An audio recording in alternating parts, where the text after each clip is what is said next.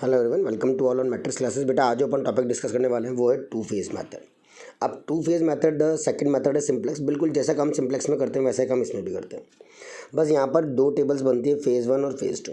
इसमें एक खास बात ये होती है, जितने भी आपके क्वेश्चन में गिवन होते हैं या जो भी स्लैक और सरप्लस वेरिएबल होते हैं उन सब की कॉस्ट आपको ज़ीरो लेनी होती है और फर्स्ट टेबल में फेज़ नंबर वन में, एंड देन आर्टिफिशियल वेरिएबल की कॉस्ट -1 लेनी होती है। ठीक है, तो याद रखना जितने भी आर्टिफिशियल वेरिएबल होंगे उनकी कॉस्ट कितनी लेनी पड़ेगी, -1 लेनी पड़ेगी फेज़ वन में, और बाकी सबको क्या करना पड़ेगा, ज़ीरो।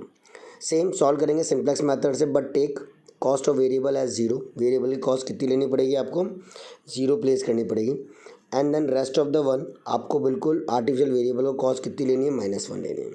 फेज़ नंबर टू में take same as last table. जो फेज़ वन की लास्ट टेबल होगी उसको एज इट इज़ कॉपी मारना है।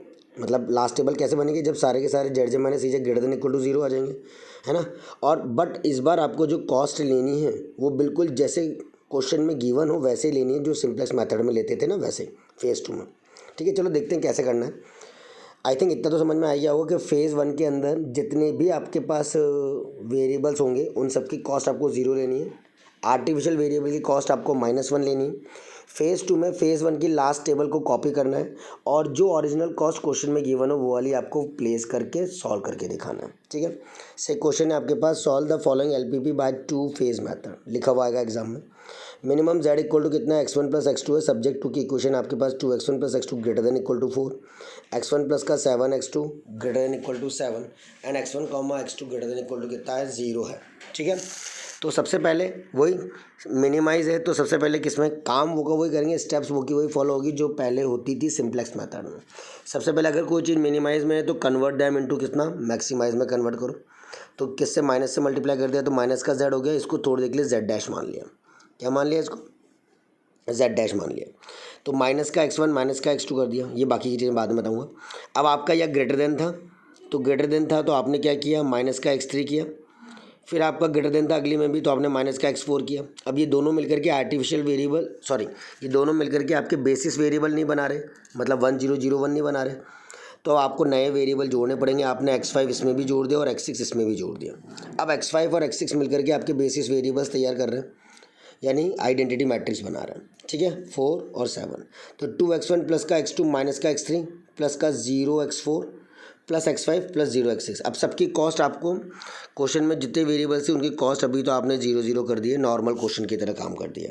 ठीक है, ये इस वजह से आए हैं ये सारे के सारे जो एक्स्ट्रा वेरिएबल्स हैं। ठीक है, अब जो x5 और x6 होगा इसकी कॉस्ट आपको -1 लेनी है फेज़ नंबर वन में, क्योंकि ये दोनों आर्टिफिशियल वेरिएबल है। और x3 और x4 की कॉस्ट आपको वही नॉर्मल जो 0 लेते हैं वैसे के वैसे लेंगे। तो ध्यान से देखना कैसे करना है।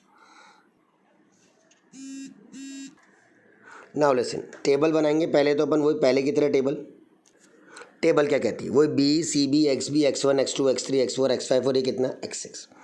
आपने आर्टिफिशियल वेरिएबल जो आइडेंटिटी बना रहे थे वही आपके बेसिस वेरिएबल है x5 और x6। इन दोनों की कॉस्ट आपने -1 रखी है और बाकी सबकी कॉस्ट कितनी रखी है, 0 रखी है। यही आपका पैटर्न क्वेश्चन था जो बताया गया था फेज़ वन में।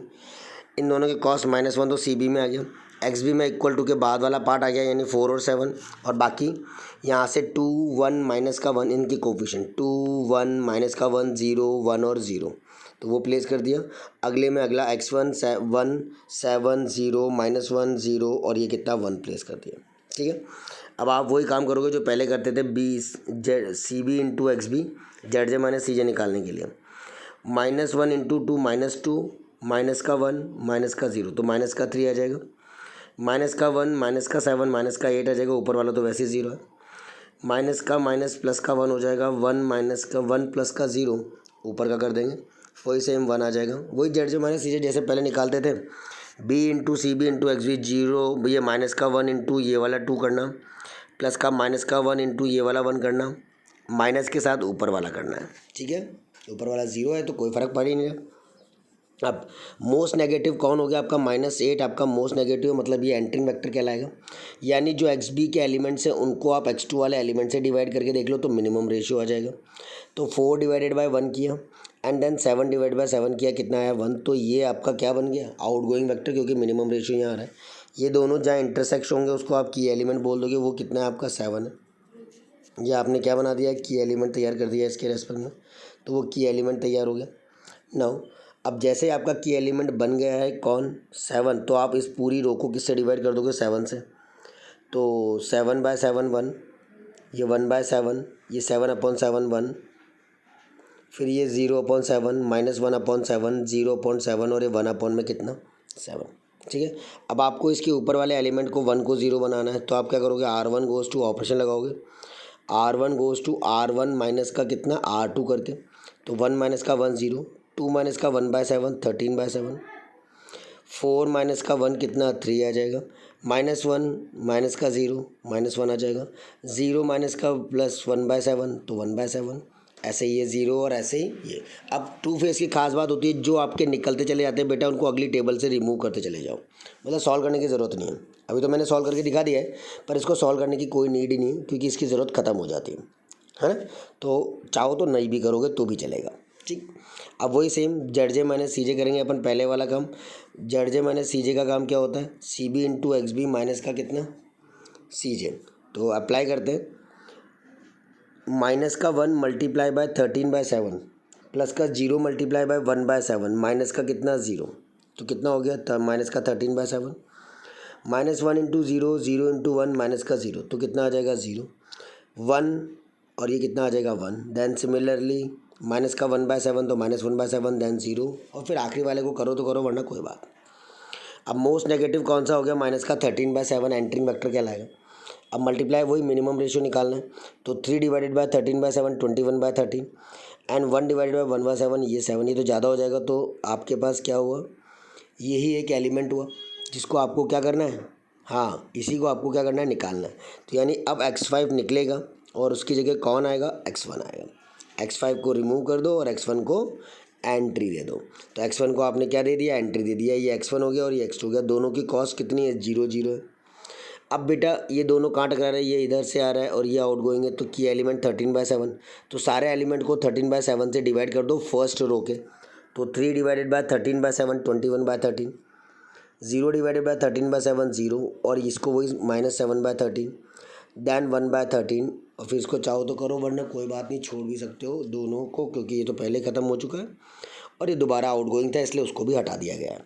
अब वही जेड जे माइनस सी जे कर दिया आपने, 0 इंटू 1 0 0, ऊपर वाला भी 0 तो 0, फिर 0 फिर 0 फिर 0, सारे 0 0 आ गए। तो सारे 0 आ गए मतलब फिनिश हो गया फर्स्ट फेज़। अब सेकंड फेज़ शुरू करेंगे। अब सेकंड फेज़ को कैसे शुरू करते हैं, देखो भैया ध्यान से कि सेकंड फेज़ को शुरू करने का आपका मेन जरिया क्या होता है, बिल्कुल एज इट इज़ कॉपी मारनी है। कौन सी टेबल, जो फेज़ 1 की लास्ट टेबल थी उसको एज इट इज़ कॉपी मारना है। तो देखना बेटा, सबसे पहले phase number 2 as it is x1 x2, but cost आपको अब जो क्वेश्चन में ओरिजिनल थे वो लिखने हैं। क्वेश्चन में ओरिजिनल कॉस्ट यही आई थी मैक्सिमाइज में कन्वर्ट करने के बाद, है ना, -1 0 0, तो B C B X B x1 x2 x3 और ये कितना x4, दोनों की कॉस्ट -1 कर दी, एज इट इज़ कॉपी कर दी। देखो वो 21/33 ये as it is, 1 0 as it is, 0 1 as it is, -7/13 और 1/13 एज इट इज़, और 1/13 और ये वाली टर्म एज इट इज़। अब आपने जैसे ही सब चीज़ें बोल दिया, अब आप वही सेम काम कर दोगे बी इंटू सी बी वाला। तो आपने क्या किया, जेड जे माइनस सी जे, -1 और ऊपर का -1 ये कितना हो जाएगा 0, -1 ऊपर का माइनस माइनस प्लस का 1 ये कितना हो जाएगा 0। बेटा याद है ना, ये इंटू ये प्लस का ये इंटू ये, माइनस का ऊपर वाला होता है, ऊपर माइनस तो माइनस माइनस प्लस, फिर ये 7/13 और फिर ये 2/13, तो 7/13 और 2/13। तो आपकी वैल्यू आ गई, x1 की वैल्यू आ गई बेटा कितना 21/13 और x2 की वैल्यू आ गई कितनी 10/13। x1 हो गया 21/13 और x2 हो गया कितना 10/13। पुट कर दो जेड मिनिमम में, माइनस का ये और ये, तो माइनस का 31 कितना आ जाएगा 13। इसको कहते हो टू फेज़ मेथड। क्या कहते हैं इसको, two phase. I think so कि इसमें कोई परेशानी नहीं है, आराम से हो गया होगा। एक और क्वेश्चन देखते हैं टू फेज़ मेथड का। सी है, अब आपके पास ये टू फेज़ मेथड का क्वेश्चन दे रखा है, इसमें क्या बोला गया है कि maximise, listen, maximise Z equal to -x1 -x2 दे रखा है, 2x1 माइनस का 3x2 greater than equal to 4 and minus का 2x1 माइनस का x2 greater than equal to कितना 0 और x1 x2 greater than equal to कितना है 0। मैक्सिमाइज करना है, सबसे पहले जो ग्रेटर देन है तो माइनस का x3 कर दिया, इन इक्वलिटी को इक्वलिटी में कन्वर्ट, माइनस का x4 कर दिया, इनइक्वलिटी को इक्वलिटी में कन्वर्ट। अब नए वेरिएबल जोड़े जो बेसिस वेरिएबल बनाएंगे x5 और ये कितना x6 आपने ऐड कर दिया, ये आर्टिफिशियल वेरिएबल हो गए। अब फेज़ नंबर 1 की बात करते हैं, तो फेज़ नंबर 1 में तो आप वही काम करते हो जो आप पहले करते थे, क्या सेम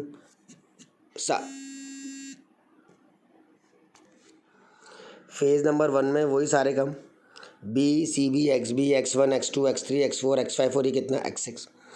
जो आपके बेसिस वेरिएबल है उनको आपने ले लिया x5 और ये कितना x6। x5 और x6 की कॉस्टिंग कर दी -1 आपने कॉस्टिंग कर दिया, क्योंकि आर्टिफिशियल वेरिएबल है। बाकी सबकी कॉस्ट कितनी रख रखी है, 0 रख रखी है आप लोगों ने। तो बेटा एक्स बी कितना इक्वल टू के बाद वाला 4 और ये कितना 0, और यहाँ पर इनके 2 माइनस का 3 माइनस का 1 0 1 और ये कितना 0, -2 माइनस का 1 0 माइनस का 1 0 और ये कितना 1, सब प्लेस कर दिया। अब जेड जे माइनस सी जे करेंगे, -1 -2 -1 प्लस का 2 0 तो 0, ये 3 ये प्लस का 1 कितना हो गया 4 हो गया, ये 1 प्लस का 0 1 फिर देन 1 फिर देन माइनस का 1 ऊपर का 1 तो 0 और ये भी कितना आ गया 0 आ गया। मोस्ट ऑल आर पॉजिटिव, सारे के सारे पहले टेबल में ही पॉजिटिव आ गए, तो इसका आंसर आप सीधा कह दोगे नो फिजिबल सॉल्यूशन। ऐसे क्वेश्चंस को ध्यान से रखना, इसके अंदर कोई फिजिबल सॉल्यूशन नहीं होता, कन्फ्यूजन बहुत सारा होता है, तो ध्यान से इसके अंदर काम करेंगे, ठीक है। डन, ये फेज नंबर 1 था। नाउ द नेक्स्ट वन, अगला वाला क्वेश्चन है, आपको ये खुद से करना है, दिस इज द होमवर्क, इसको ट्राई करना, बिल्कुल सेम तरीका है। Maximise z equal to 5x1 plus 8x2, 3x1 plus 2x2 greater than equal to 3, x1 plus का 4x2 greater than equal to 4 और x1 प्लस का x2 less than equal to कितना 5, ठीक है। तो इसको करके मुझे सेंड करना बच्चों कि क्या करना है किस तरीके से, तो उसके अकॉर्डिंग अपन आगे की तरफ देखेंगे। वही 2 फेज़ मेथड से काम होगा, वही फेज़ 1 और फेज़ 2 दो टेबल बना के करना, अगर बनेगी तो, अगर नहीं बनेगी तो कोई बात नहीं, ठीक है। चलो बाय।